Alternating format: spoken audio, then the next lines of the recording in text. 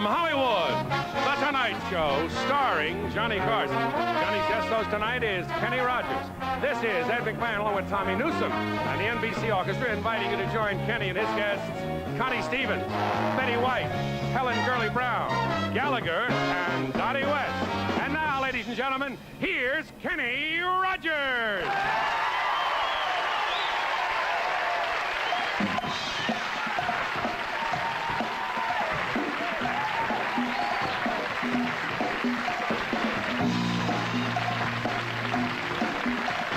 No more mornings waking up with strangers. No more evenings alone on the street. Ooh, baby, I am out of danger since you gave me the love I need. You turn the light on. Turn it on. You turn the light on.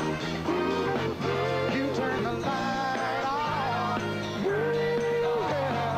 Darkness is gone since you turned the light on.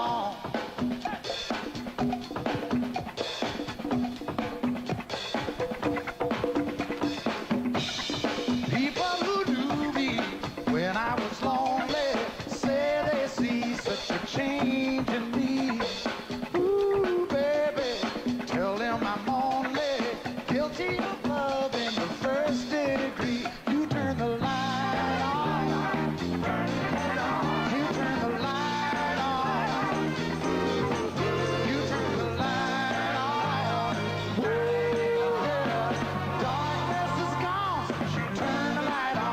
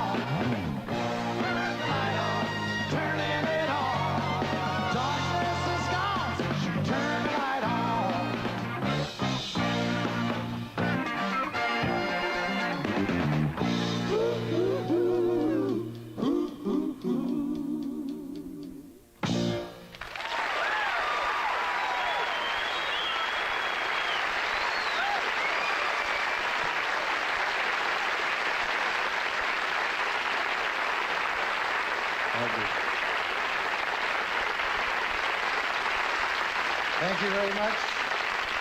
Welcome, and I have an interesting situation that seems to have come up once again. Every time I have a new single, it seems that I always get a chance to experiment with 57 million people watching. So this is no exception. This is the new single. It's called You Decorated My Life.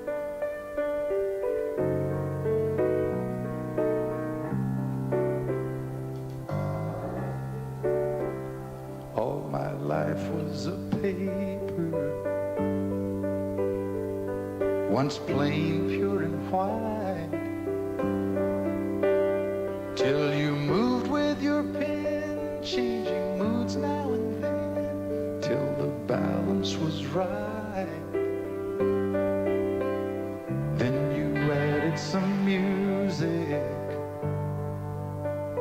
every note was in place, and anybody could see all the changes in me by the look on my face. And you decorated my life, created a world where dreams are apart. Oh, and you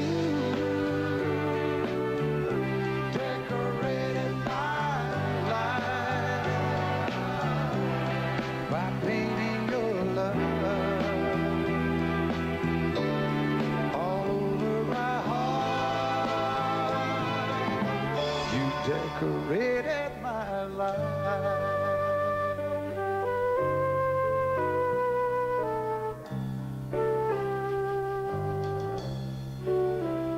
Like a rhyme with no reason in an unfinished song. There was no harmony, life meant nothing to me until you came along. Then you brought out the colors. What a gentle surprise. Now I'm able to see all the things life can be, shining bright in your eyes. You decorated my life, created a world where dreams are apart.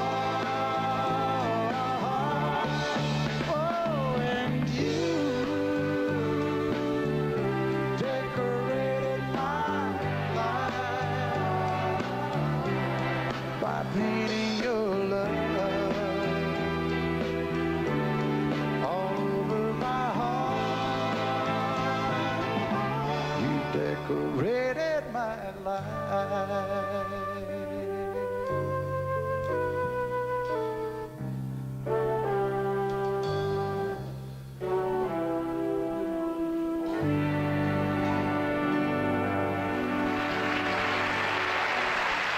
Thank you.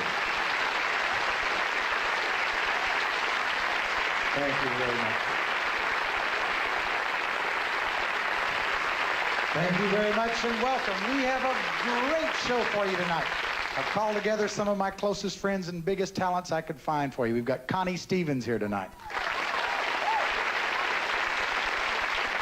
Betty White is with us also. Helen Gurley Brown from Cosmopolitan is here. One of the funniest people you or I will ever see, Gallagher, is here. And my good friend and duo partner, Dottie West, is with us also. We'll be right back after a commercial. Stay with us. Welcome back. Thank you very much. Nice to see you. Thank you. I thought when I saw that vest, you were going to do the Gambler. That's the Gambler's vest, isn't I it? should have done that, as a matter of fact. Yeah, I love that. That's really my favorite of all the good Thank things. you. I love that. Now, I love to get notes from your manager, Ken Cragen, because he writes. I like to see my name written with that calligraphy. But listen to this, friends. No man, even God, rested on the seventh day. This is unbelievable. All right, this coming Friday night, your star is placed on Hollywood Boulevard. That's big. That's big.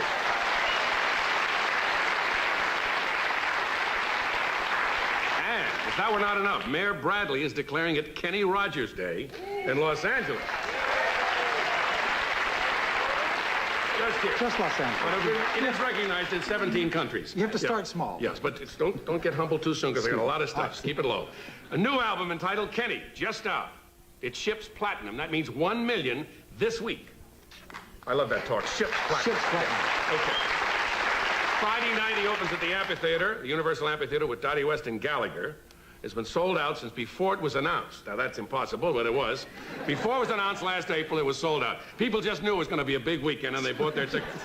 No matter who's there, we That's want to right. go. We want to go that weekend. It's a big weekend. All right. He flies to St. Louis tomorrow to entertain the National Association of Broadcasters at their dinner. Right. He's back to L.A. the same night. I have to explain that those are the people that I'm going all the way to St. Louis and doing this thing free, because those are the guys that play the record that allow this thing to be shipped platinum, and I am no dummy. Let me mention them again. The National Association of Broadcasters. That's right. What a wonderful group. All right. He's just returned from filming on the range with the American Cowboys for his next TV special. Very exciting. I saw the pictures. They're sensational. Your mother and your wife are in the audience. Lucille. And 3 sisters of mine are here. They're here. Can we see them? Never been to California. All right. Can we see them? Mary Ann, one of the most beautiful My women wife, in all the world. Mary Ann. There's Mary Ann. Look at that. My mother, my 3 sisters, my sister-in-law. Take a picture. There's Mary Ann.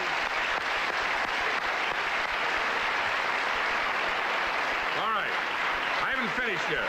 But I'm on page 2. Give me a break, all right? Since the first Tonight Show appearance back in December of '76, 2.5 years ago, and you were, I guess you will admit that you were kind of like having a second comeback. You had been popular and then had been declined. You've sold $100 million worth of albums. $100 million worth. I have? The biggest act, yes, since the Beatles that they've had at the Capitol. So good. Also nominated for 5 Country Music Association Awards. Will host the show in October. I don't mind telling you, I'm impressed Wait a with all minute. this. This summer, he has broken more than 30 different attendance records, including many held by Elvis Presley. Yeah. At the Ohio State Fair, for example, he drew 75,000 people to see him in a single day. Now, is that a life story, friend? All right. Kenny Rogers, this is your life. Thank you very much. I would like to welcome, as a matter of fact, a new sponsor to the Tonight Show. Yes. Ship and Shore, the makers of fine blouses and shirts. Finest the in the best world. in the world, That's as a matter it. of fact. Yes. Ship and Shore. Thank you, Tommy. My first guest is also a very good friend of mine, and I think one of the most talented singers, actresses in the business. And she's, as a matter of fact, will be seen next season in the new movie for television called Scruples. Would you help me welcome Connie Stevens?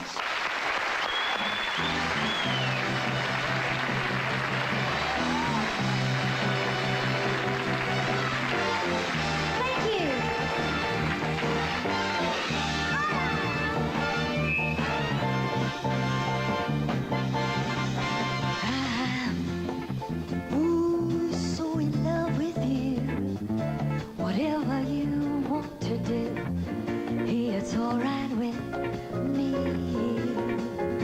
'cause you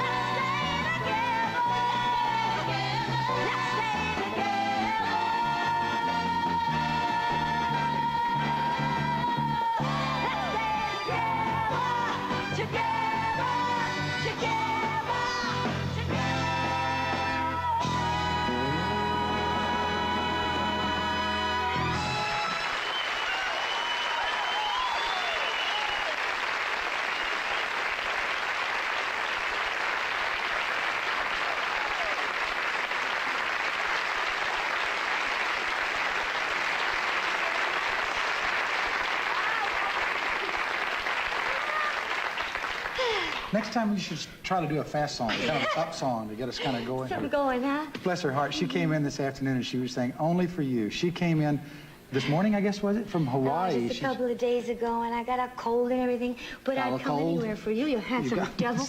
Ooh. And Marianne is here, too. You know something? The first date, I think... You chicken. First date you guys had was on the tennis court at my house. Right. You remember that? That's right. Where is she? Where's she sitting? She's sitting right down here in Hi, front. babe. You better make up. No, she just came back from Hawaii, though, and I thought that was... I won. Came in second. Where? Playing tennis. And what? What were you... Oh, a tennis tennis. tournament. Don't get smart. Well, I didn't know what you'd been doing over there to come. I figured second place is better than nothing, though. Playing tennis. How's your tennis today? I'm playing pretty well. Yeah? We went to Connie's house one night and played tennis at 2 o'clock in the morning. And the the fog started coming in, and she kept lobbing it. It would go up and disappear into the fog, and you have to wait for it to come down. Oh, you can see who was this much of the players. So what tournament were you in there? Well, it was for the handicapped people of Hawaii, and I'm very interested in anything concerning Hawaii since the show, you know. Yeah, it's really amazing to me how many people remember. Of course, Do you still get that? Oh, yeah. From cricket? Yeah, it's amazing. I never knew the power of that show until later. You know, it's always one of those things, I can't wait to get out of this sort of thing, and I don't want to do this anymore. And then when it's all gone, you say, wow, that was some experience in my life. Yeah. I went to a baseball game. In Hawaii? Yeah, watching it, you know, a softball game. And they said, somebody's out in the dugout. I think you all know her. So I said, no, I don't want to go out there. And they took me out to the mound, and all the Hawaiian people started standing in the stands. We were there 2 years before. It was the state, I think. I was going to say, that was a long time ago. How long ago was it? I mean, it's got to be 9, 10, 12 years, I think. I'm not really sure. I don't count anymore. It's amazing, though, how they do remember those things. I remember the thing, I used to watch that show, and you had a great Jeep that you used to drive on. You know how that happened? There was a Jeep on the island, and I got it, and I started decorating it, and the prop man started putting fringe and carrying on. And then when they'd go, I was a spoiled brat, you know, 19 years old, just doing whatever I felt like doing at the time at Warner Brothers. So they had to buy the damn thing because they couldn't get me out of the Jeep to shoot. So they brought it back to Warner Brothers, and they auctioned it off. And I want to know who's got it because they didn't tell me. I would love to have that Jeep. You wanted to have the Jeep back? Yeah, so whoever has it out there, call me up. I've got one that looks a lot like it that I can make you a hell of a deal on. It just looks a lot like it. You're a wheeler dealer. Thank God for you. Tell you. I heard something that's really exciting. You're doing the movie of the week. We were talking about it as part of your introduction, Scruples. It's kind of a Rona Barrett character. I get to play Maggie McGregor. This is the gossip columnist, and I'm going to get even a little bit. Put all my... Well, don't pick on me. Don't. All right. Now, tell me something about this movie, though. Is this Well, Lindsay Wagner is playing Billy, Nick Mancuso, Gavin McLeod. You know, they've got 45 in the cast, and I just started the other day, day after I got home from Hawaii, so I really don't know. So forgive me, all those wonderful actors that are in the film. There's 45 of them. Yeah, that's tough. And it's going to be very exciting. We're shooting for, gosh, I guess 3 months, and it's a 6-hour show. I don't know who it's for. For television. And it should be good. It's a little trashy. We all like a little bit of that. Oh, yeah. Yeah. Tell us some of the people that you're going to be... No, that's no point getting into any lawsuits here. What is the... You know, I've known you for a long time, and we've never had a chance to really sit down and talk. What are the things that impresses you most on your first impression of a man when you meet a man? This is... I wanted to know... I don't know why Marianne is here. It's none of my business, really, other than... We better go to the second impression. First impression, well, I guess their demeanor and their strength and gentleness at the same time, you know, and what they look like, their appearance, and I like necks. I'm a neck person, so I long necks or short necks or just muscular necks that move well. How does somebody move it? I can't explain it. Those are one of the things. I guess you don't have to explain it. I mean, that's what turns you on. You like necks. Who am I to say and butts, anything? necks and butts. Butts. Necks and butts. And geese better scurry. I got it now. What do you like? About men? Oh, usually. I like them young, you know. Whatever.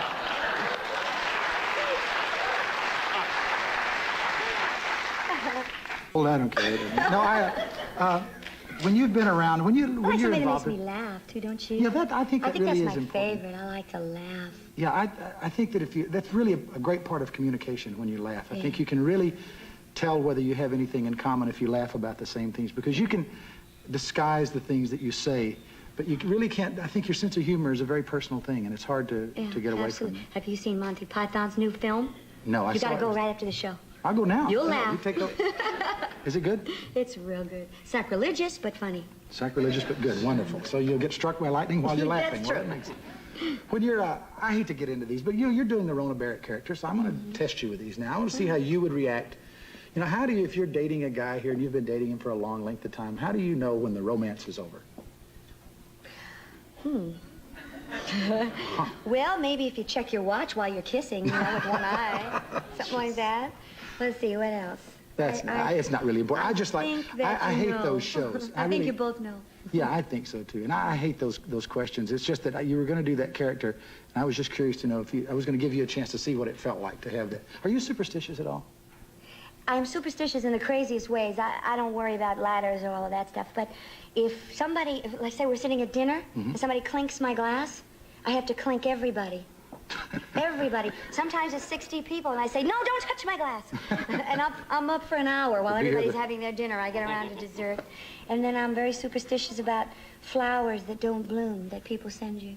I don't know, it's silly, isn't it? Flowers that don't bloom. Yeah, if you get flowers from If you somebody, get the I always check $1.50 ones, them they out. all bloom. I'll tell you that. That's right. But if a rose doesn't bloom when a fella sends it to you, I kind of chalk that off my list. And him too, as a rule, Yes. huh? Hey, would you be interested in doing another song? We're going to do a commercial first? Yes. We're going to do a commercial to build up, get the excitement going here for you. We'll be right back after a commercial. Yeah.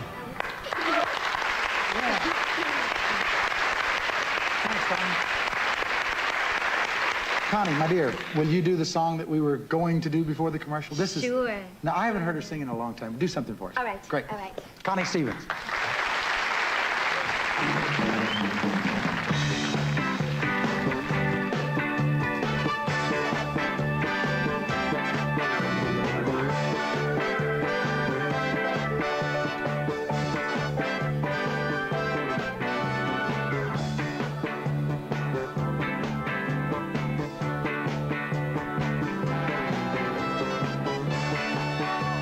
The palm of your hands in your minds, let it be.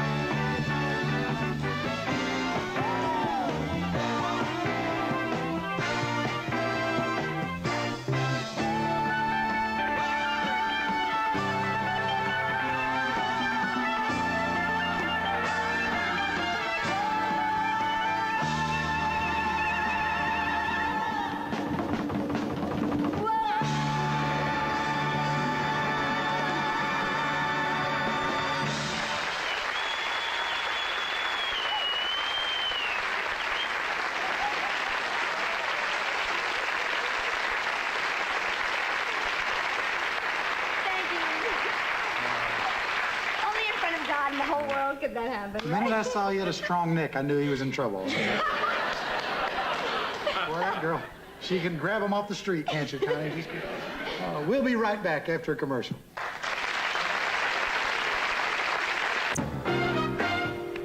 Thank you, Tommy. My next guest is a true original. This guy, there really, literally, is nobody quite like Gallagher.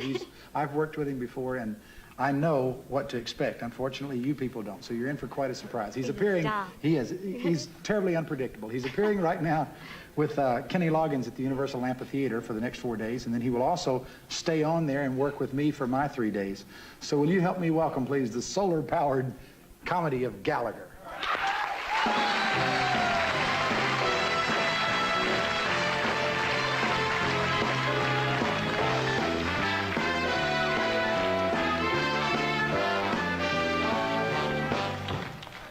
Thank you, thank you, thank you, thank you. Thank you. Well, that certainly was an astounding reaction, wasn't it? Well, guess who doesn't care about the price of gas and oil? Me right here. Let me tell you something about them O'Peckers. Can I? You know, they're real lucky that Americans can't drive over there. Or there'd be some independent truckers kicking some butts in Kuwait tonight. See, I don't have that problem. Solar umbrella here, battery-powered platform. I got plenty of answers to this oil problem. They just don't put me in charge, you see. If I was in charge of the scientists, the technology in this country, I'd figure a way of boring through the earth and sucking it out from under them. Am I right? It ain't their oil. They're just closer to it. See, I got lots of answers. You know those houses out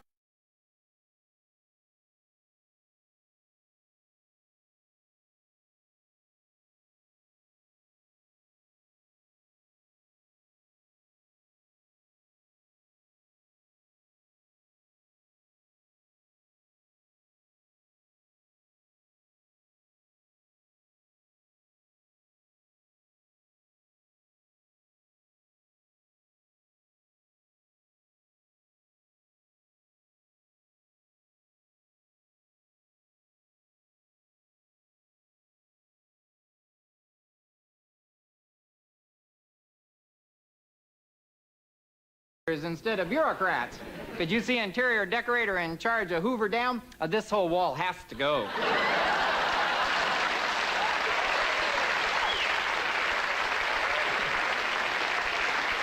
I do that good, don't I? Well, I live here in Hollywood, and living in Hollywood's like living in a bowl of granola. What ain't fruits and nuts is flakes.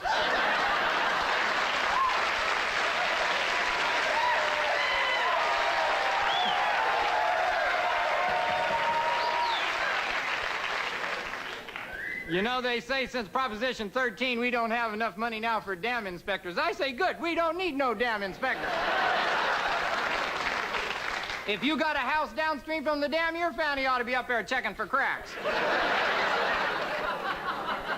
Am I right? I'm right. You people vegetarians? Not me. I like wieners.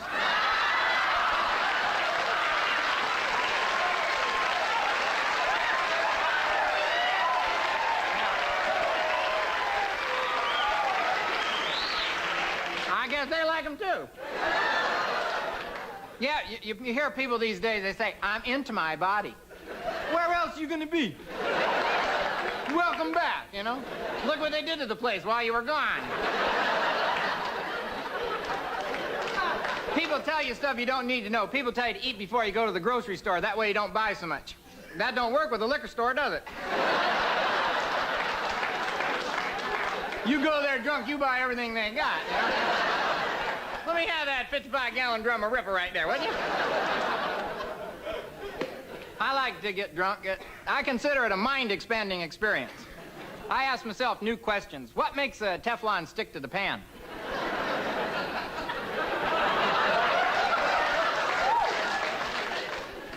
Do you have to brush your teeth during a fast? And why do they call it a fast when it goes so slow? And when yogurt goes bad, how can you tell? And why do they call them buildings when they're already done building them? They ought to call them builts. Or as in the case of my place, crumbling, you know? I don't know how a forest fire starts from a little thing like a match or a cigarette. I can't get nothing happening in my hibachi with kerosene and hand grenades. And I got an old trash can I can't throw away. How do you throw them away? I put them out empty, they leave them empty. I still got it. If your knees bent the other way, what would a chair look like?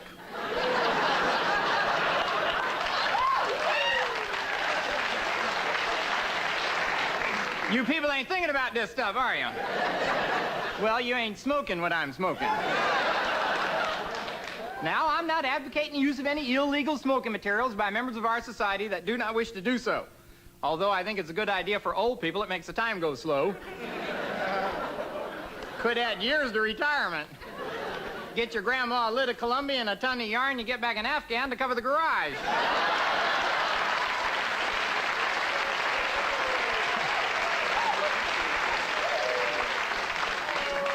Now, if I could be serious for just a moment. You people all have a problem right now because you're out. You're away from your house, and whatever you bought and paid too much for to begin with is there for somebody to cart out right now. And you know the big problem? Your front door. It's too big. You see? The problem is, once you get everything in your house, you ought to put a little narrow door, like on a piggy bank, you see? So they can't get nothing out, and you just go in sideways. You probably don't know what that looks like, so I have a visual aid to explain this concept. Now, you see, I had to modify this a little bit.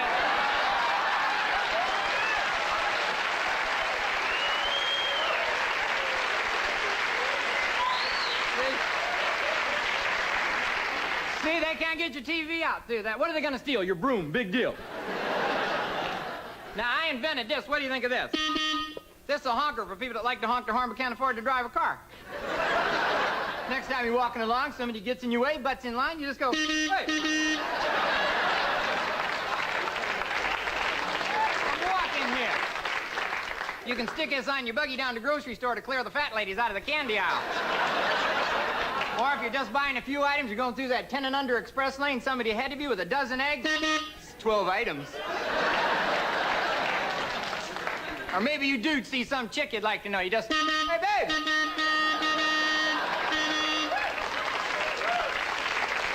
When you go pick her up for a date, you know, give her the impression you got a car, you know. Come on, babe, let's go for a walk, you know. Here, you want to drive? Or you can go to the walk-in theater and pull that same trick you do at the drive-in when they don't start the movie on time.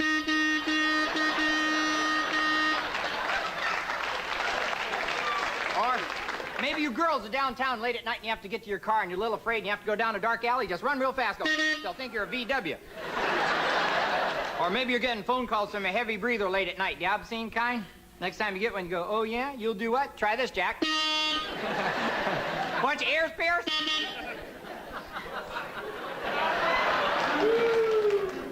Don't boo me. I'm going to leave now. It's about time for me to cut out. Before I go, I'd like to impart some last few words of wisdom to you. I want you to always remember, never let your mother brush your hair when she's mad at your dad. And it's still not too late to get your Gallagher doll. I'm sure you've all seen this before.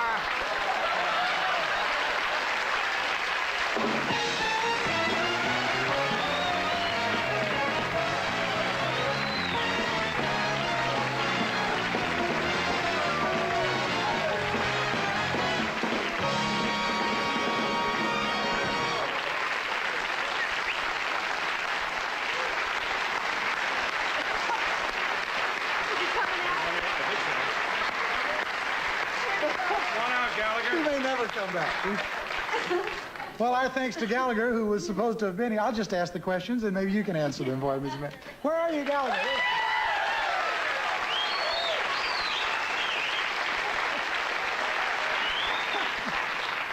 I've worked with him a couple of times, and I have to tell you, he is truly one of the most unpredictable people that I have ever seen in my life. Does that platform really work?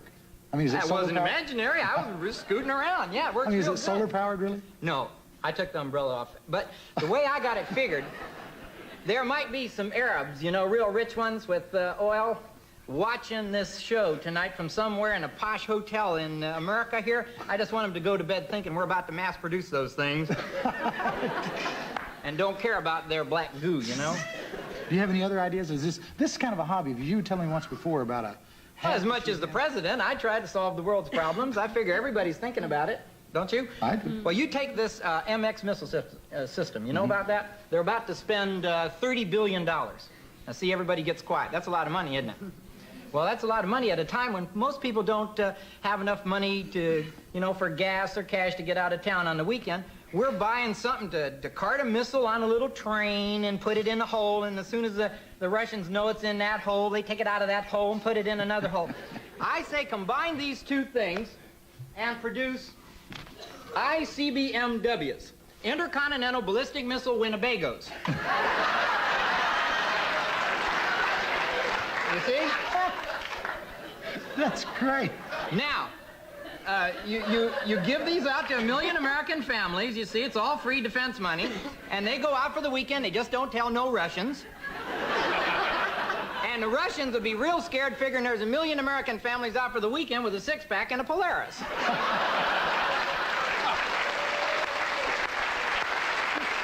Now, that might be brought up in the Oval Office tomorrow. You never know. I was thinking the other day about things more down to home. I was thinking about a cow. Have you ever thought about a cow much? I guess not. Not anyway, no. Well, I was thinking about the tail.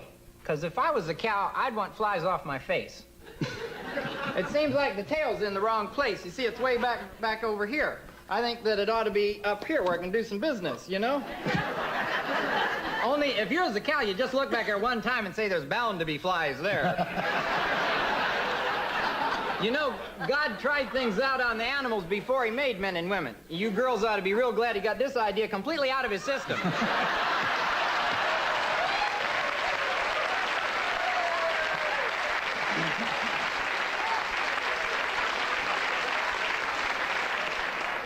Yeah, the first time I met Gallagher...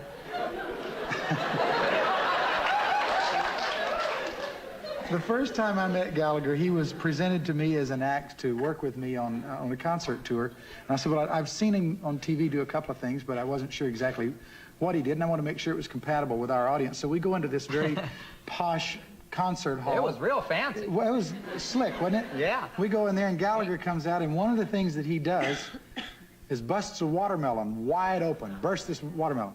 People like that now. But do you know what it did? I had a heart attack. I swear. There's people sitting down there in gowns and everything, and watermelon just went all over them. And I was anticipating the lawsuits, and my manager goes down and says, you know, we'll be happy to pay for the cleaning, big spender that he is. And people were saying, no, we haven't had this much fun in 20 years. So I figured we were on to something with him there. But you really border on being literally crazy, don't you? I mean... How would I know? By definition. You don't ask a guy like this.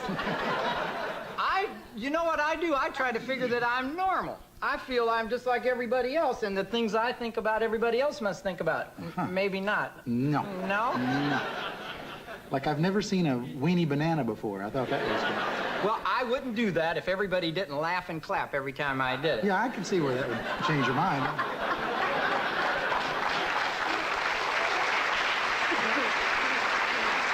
Of course, I bet I lose a couple dates after I pull that out. Are you much into food and all that nutrition and everything? No, not at all. No. Do you jog? Do you run? I ran for about 2 weeks. I was really seriously into jogging. Well, that's too long to run. Just run an hour or so.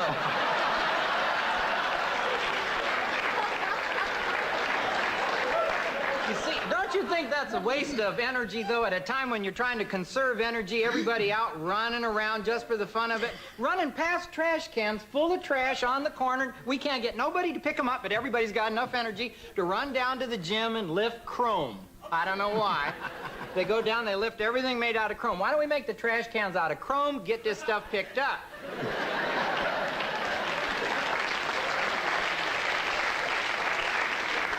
I have something for you to ponder. Did you realize that with the exception of Ed McMahon, you are the only male guest that I have on the show tonight? Well, you know, with the way things are these days, that may not even be true, you know? Well, now, what was the idea of transsexuals? You really don't know, do you? I mean, there may be a female spirit trapped in my body, and I don't know it because she's a lesbian.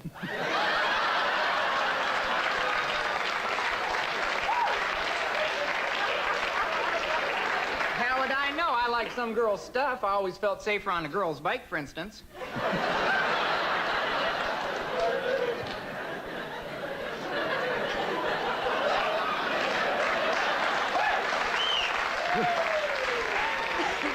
Do you stay awake at night and think of these things? Or No, they just come to me. come natural, huh? Well, don't they all make sense? Like, you take, like, white sugar. You know what white sugar does to you? It makes you hypertensious, gets you wired. And caffeine does about the same thing. Well, why do we still make it legal for cops to go to donut stands? That's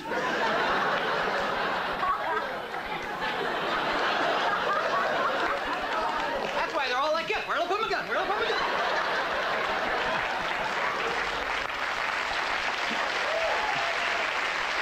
The Tonight Show will be right back. Stay with us.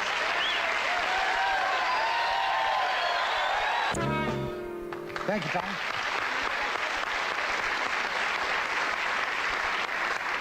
My next guest is a 3-time Emmy Award winner who's very familiar to television viewers. Oh, I read this well, don't I? She's a talented actress who also displays her quick wit on many of the popular game shows she appears on. I could have said that better than that myself. Would you please help me welcome Miss Betty White?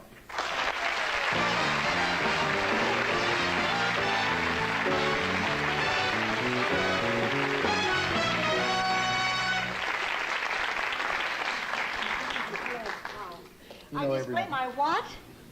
I don't know. It displayed your quick wit, I think it was. Oh, is that what it is? Thank heaven. I just didn't hear that. Southern drawl. You never tell me what you displayed there. I was just reading that you did Hello, Dolly. Oh, I did. I did it for John Kenley, the Kenley Players, in Akron and Dayton and Columbus. Yes. Oh, hello, Akron, Dayton and Columbus. That they sing harmony beautifully. But we really had the best time. After the first 2 nights, it was wonderful. First, I was never going to do Dolly, because first of all, I didn't think I was big enough stature-wise and certainly not voice-wise. And she's a different kind of lady than so I thought it was not a good idea. And Alan just kept a firm hand in the middle of my back saying, go ahead, baby, you can do it, you know. So opening night, first of all, I was going to leave my agent. I was going to divorce my husband. I was going to get out of the business altogether. It was really, you know, on interviews, how they say, what was your worst moment in show business? That was it for me. Your opening night with Dolly? It was just learning that show in a week. Well, I mean, you go in, you know the songs and you know the words, but that doesn't do it. If you're going to sit and chatter like that when I'm talking, how can I get a sense of it?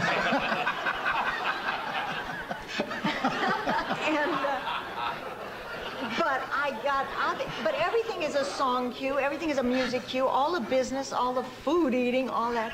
So I promise you, I got out there and everything was wonderful, and I got out way out of where they call a passerelle. It's a ramp that goes around there, and I'm singing Before the Parade Passes By, all by myself, the loneliest moment in the world, and I screw up the lyrics. Well, how do you cover that? Now, everybody has their own way that they cover it. Well, I considered, you know, things go quickly through your mind. I considered fainting into the orchestra pit. I thought that might make it. Give you a temporary moment to catch up. That's right, but I have a thing about heights, and that worried me. Besides, I couldn't find it because the spotlight was in your eyes, and wasn't quite sure which way it was. I just kept singing words of some sort. I hope they were clean. Oh, I hope they were clean. You ask for half writer's credit if you're going to redo the lyrics like that. And that's, you know, that's just the show to redo. Everybody knows the lines better than you do. Did you take formal, I don't know why, but I never knew that you were a singer. Did you take formal singing lessons? Well, you may not still know I'm a singer. Well, I did. When I was 14, I was going to be an opera singer. Whether school kept or not, I really wanted to sing. Oh, in the worst way. And that's about that's another story. No, I studied with Rupert Hughes' brother, Felix Hughes, who was Howard Hughes' uncle. And I remember going for singing lessons. Hughes' brother. Yeah. Howard Hughes. But I didn't. I was so dumb. I didn't know when I'd go for singing lessons. This nice young nephew of Felix would come in while I was having my lesson. It was Howard. I didn't know that, you know. Should have paid for your lessons anyhow. I was think only at least 14 at the time. Yes, you'd think he would, but 14 at that time was too young. Then. At that time, yes. As opposed to now. No, someone had told me also that you, now I know I had never met you prior to tonight, but I'd met Alan, your husband, before. And someone had told me in the course of one of the times we were discussing about him that you guys had lived in a haunted house of some sort, or... Well, we did, and I don't trust myself too completely because I want to believe it, you know, very much. So Amityville Horror. Yeah, that kind of thing. No, that's not any way to speak about Alan. He speaks very well of you.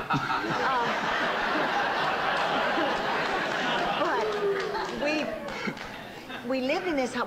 Right after we were married, we bought this old farmhouse that had been remodeled. It had been moved back from the road and beautifully redone, not by us, by the people who had it before. It was 165 years old. And late at night, I put my office way up on the 3rd floor, and in the attic, there was actually part of the old original roof. And I would hear this strange noise. It sounded so much like laughing. You know, just it sounds like wishful thinking, doesn't it? But no, it was just this little funny laugh. And I would hear it quite often. Alan thought I was, you know, enough of the sauce, honey, before we go to bed. And finally one night, I couldn't sleep, and I heard this woman's laugh, and I heard somebody say, Jeb? Jeb? Just that clearly. Now, that's not a name that comes trippingly off the tongue. Yeah. It was before Watergate and Jeb Magruder. It was before all of that. It was, and I always wanted to look up the papers on the farm and see if it really was there was anybody back in the history. That stuff fascinates me. I really don't. I don't know whether to believe. I'm like you. You know, I kind of want to believe it, and yet I don't really want to believe it. I have a friend, Dr. John Doyle, they have a family ghost. They named him Sport. And and they say these poltergeists stay around with their teenagers, you know, because they like to play gags on, oh, they'd be wonderful at your house. You ought to have one built in. We're going to go to commercial and come right back. Stay with us.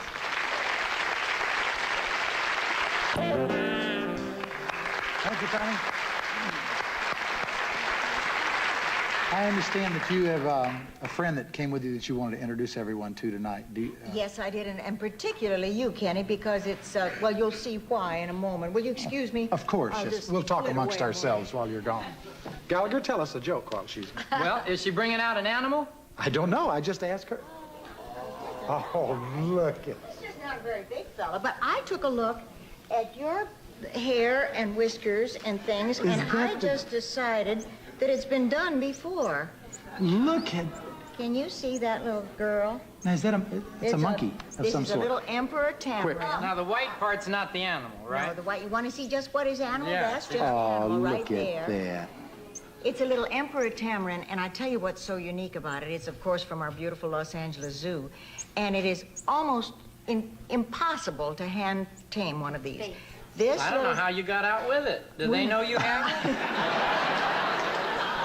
I smuggled it. That's one good thing about being built this way. Look at that. No, but they never are able to hand train them because they are such nervous little fellows. But they are usually born twins, and this one has a little brother. This is Hope, and her brother's name is Fizz, and he gets along fine with his mother and dad. That's amazing. But they rejected her. She's 4 months and 1 week old. How much bigger do they get? And she'll grow up. When she grows up into a big kid, she'll weigh a pound. Oh. 1 pound is when she gets all her little, she's got her mustache now, I love then that she mustache. gets whiskers. It's a handlebar mustache. But when the girls took her into the zoo nursery, they had to work and work and work to get her this calm. Now, do you realize we're with lights and audience and music, and she's just as calm as a cucumber? You know, I saw a movie, I guess it was, called Born Free once, a situation where they took a lion in that case. Joy Adamson, But will this monkey, I guess they are monkeys, literally, will she be able to adjust to... Well, we have the largest captive bred group of emperor tamarins in the world at our Los Angeles Zoo. We have 20 of them. And they're trying to integrate her back with her folks now. as I say, because you don't want her too people-oriented, because they're precious little fellas. They're on the threatened list, and you want to be able to breed them. So now that she's got, you want to take a hunk out of that. You just, if I bend down, you'll go over my throat. Yeah. Can you hear the noise? She sounds like a hummingbird. Can you make it? Can we let her run around the desk? No, I don't think so. That's why she's mad. Yeah, she's too precious for that. Now, she's one of the few New World monkeys. She's from Peru and Bolivia and Brazil, whose tail is not prehensile. But can you see that color? It's not what? Prehensile. Prehensile. A lot We all of the know New what that World, means, a I'm lot of the sure. New World monkeys can hang by their tails.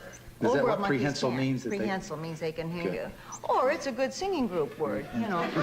The prehensils. Yeah. Straight from Motown Records, the prehensils. But may I emphasize, too, guys, no matter how adorable and precious this is, don't get the idea you want one of these as a pet, because they're not pet types at all. They're just a little exotic animal that's very necessary in this world, but not as a pet, for sure. That's really sweet. I appreciate you bringing it. That's nice. Come on up to the zoo and see the rest of our certainly kids will. up there. You will take me up there and introduce me to all your friends. I'll do it. Good.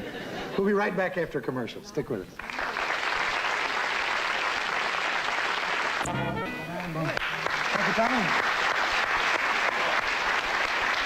My next guest is a young lady that I have a personal feeling for, aside from my wife and Connie and Betty. And Thanks a lot. no, one of the nicest things that's happened to me in the last few years is that I've been given the opportunity to record with her as a duo. And we've been, I think, fairly successful, and most importantly, I think we've had a good time. You can see her October 16th on NBC's Country Music Explosion, and you can also see her this weekend with me if you want to fly to L.A. at the Universal Amphitheater. Would you help me welcome my good friend, Miss Dottie West?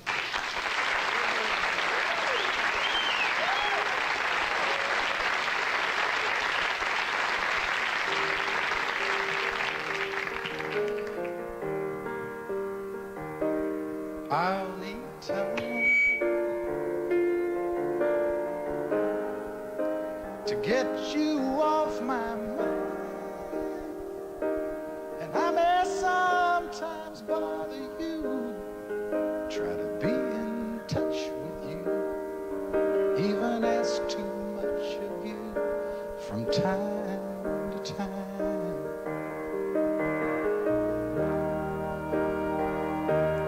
Now and then,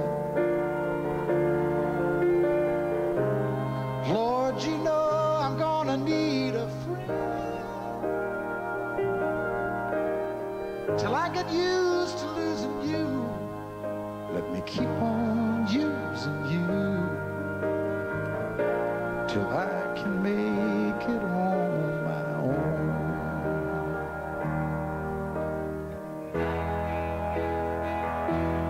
I'll get by,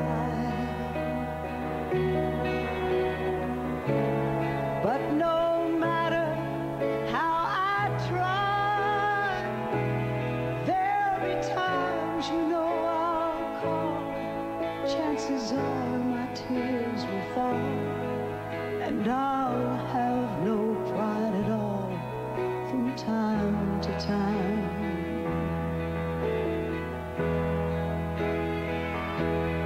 But they say, oh, there'll be a brighter day. But till then, I'll lean on you. That's all I need to do, till I can make it all my own. Sure, someday I'll look up and see the morning sun without another lonely night behind me. Then I'll know I'm over you and all my crying's done. No more hurting memories can find me. But till then, Lord, you know I'm gonna need a friend, till I get used to losing you. Let me keep on using you, till I can make it on my own. Till I can make it on my own. Dottie West.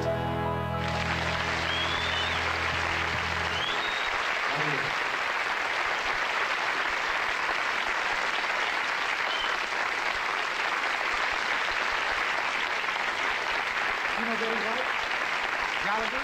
Connie Stevens? Mr. McMahon, you know from before? Boy, that's... Did you hear that, my high note? Oh, well, did you? I think we should tell them. I think we should tell them that really, that's the second time we've done that song. It is. It's '2 in the country charts, and we finally decided that maybe we should decided start to learn singing it? So.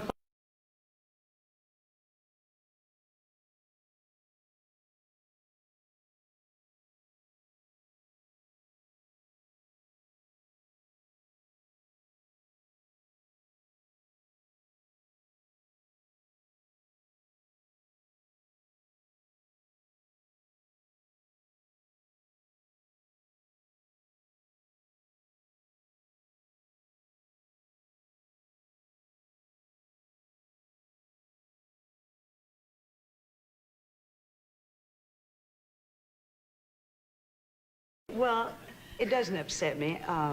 This would be a good time to straighten out some rumors because of some of the things that you do on the show live, Kenny, really. I mean, my husband is my drummer and band leader and is always there, you know. And when we do the duets, it's with Kenny's group. So Byron, my husband, is backstage. Mm-hmm. And I really think that you give him a pretty hard time. No kidding. Well, but... start a few rumors. If you got it, flaunt it, you know. I just simply say things that she's going to have my baby. I mean, I don't think that's misleading. Marion, you know this is just a joke. Some of us will be right back after this commercial.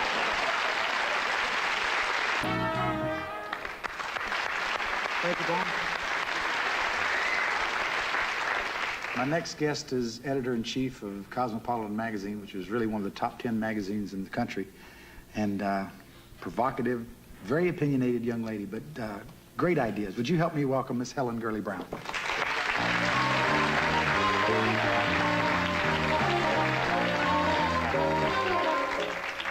You know Dottie West? Oh, you look so pretty. Betty White? Gallagher? Boy, I tell you. You know, now I want you to know something. That first of all, I do read your magazine. Kenny, good. I know that it's predominant. Would you say it really is a woman's magazine? Mm-hmm. Would you say? Yeah, but I read it because I find out the things that my wife is either doing right for me or not doing right for me. It gives me a way to evaluate what's going on here. And I've prepared a list of questions here that I want to ask you that I have some specific things to find out about. Mm-hmm. How do you feel about girls that are offended when a man makes a pass at her at the office? Now, do you...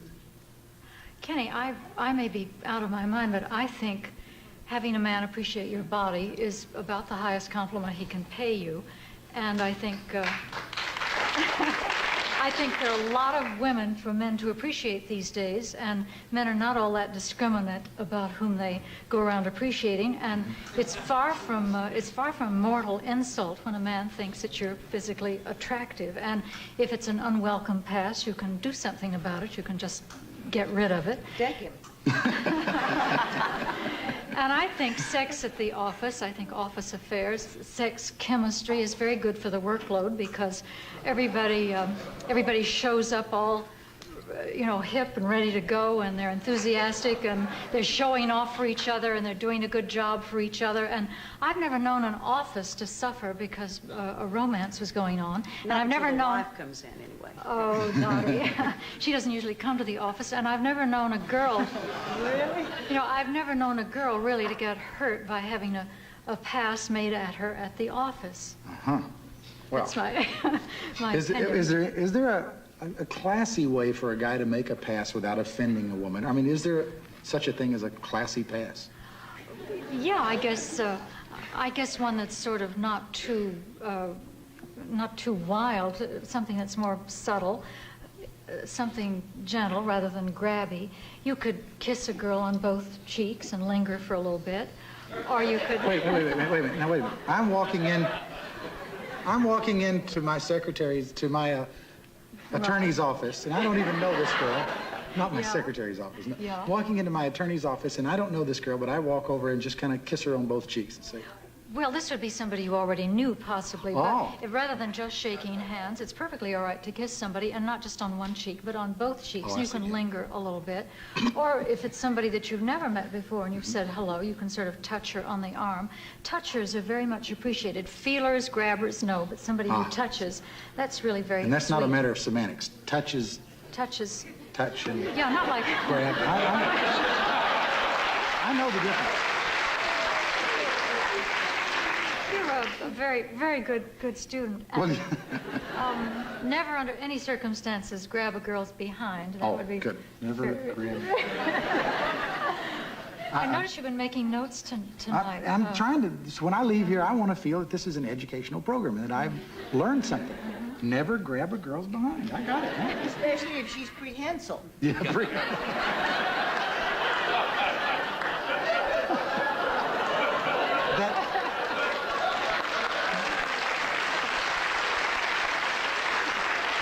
in case you missed all that, that means she can't hang by her tail, is what that means. Do you feel that there are more, there seems to be a morality shift in this country, and it seems to me that there are at least as many, unless I'm wrong, and you would probably be better qualified than I do, that there seems to be at least as many women, quotation mark, running around on their husbands as there are men running around on their wives. Well, I think you're absolutely right. There's been a real dissolution of the double standard. It practically doesn't exist anymore. There's a lot of cheating going on, and a lot of it is being done by women. I don't think it's because they're necessarily unhappily married either. I think there are a lot of unhappy marriages where people don't cheat, and there are happy marriages, so-called, where people do. It just depends upon whether you need that extra appreciation from somebody other than your husband or your wife sexually. And I don't think it breaks up the marriage necessarily. As a matter of fact, it may... Really? Are you married? Oh, yes. Slow me up a yes. little. Well, it's like one of them is really turned on now by somebody else, and they sort of climb into bed with their husband or wife, and they're just more charged up. There's more sparkle there than there used to be. Oh, I don't mean that affairs can't break up marriages, but I don't think they usually do. They don't last very long. It's over. The person comes back home. I'm listening to you. I'm not getting involved in this. Well, the thing is, people are very silly about affairs, and they go around confessing, and they want to tell the other person so they can sort of get permission to go on doing what they're doing. And really, a cardinal rule I observe is that you should never talk about it. Don't talk to the cheated on person about what you're doing. You should be very discreet and very quiet. Don't tell anybody. And if caught in the act, deny everything. That's right. That's right. I'll remember that, I promise you. Well, in reading your... Connie's laughing about something. I don't know. She couldn't deny it, I guess. It caught the act again. If caught Strong in the neck. act, deny it. I mean, seeing is not believing. Well, there's a famous story of some movie producer, not my husband, some other movie producer, who was caught in the act, and his wife ran screaming from the room. But he didn't die from getting killed by his angry lady. Anyway, he's in bed with somebody. His wife sees him. She runs screaming from the room. He runs down the hall and gets her, and he says, "Now listen, Connie, are you going to believe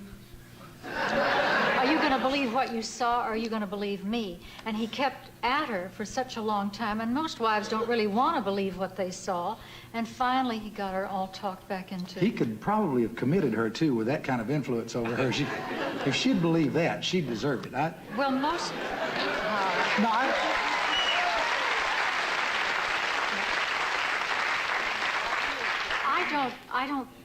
I don't know all the married men in the world. I've known... I almost don't... I do. I almost can't think of anybody who isn't, who doesn't... Who wouldn't. Or who hasn't. And, I mean, those marriages still survive. Listen... I'm going to go home and hit Alan right between the eyes.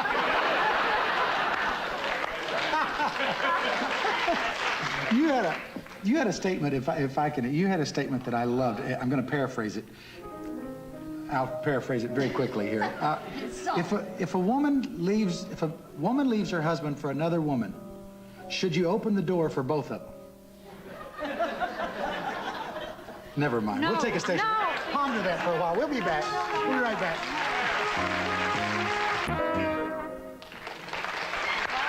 Thank you, Tommy.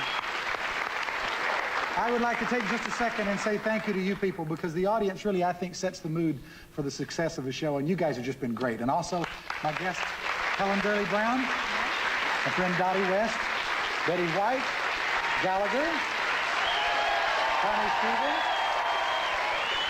Oh, they love them crazy on this show. Connie Stevens, Ed, thanks very much for helping us out with this. Tommy Newsom and the Tonight Show Band, you guys have been great. Tomorrow night, the best of Carson with Robert Mitchum, Dick Van Patten, George Miller, and stunt expert Dennis Matalone. Tomorrow night, best of Carson. Watch it. Thanks very much.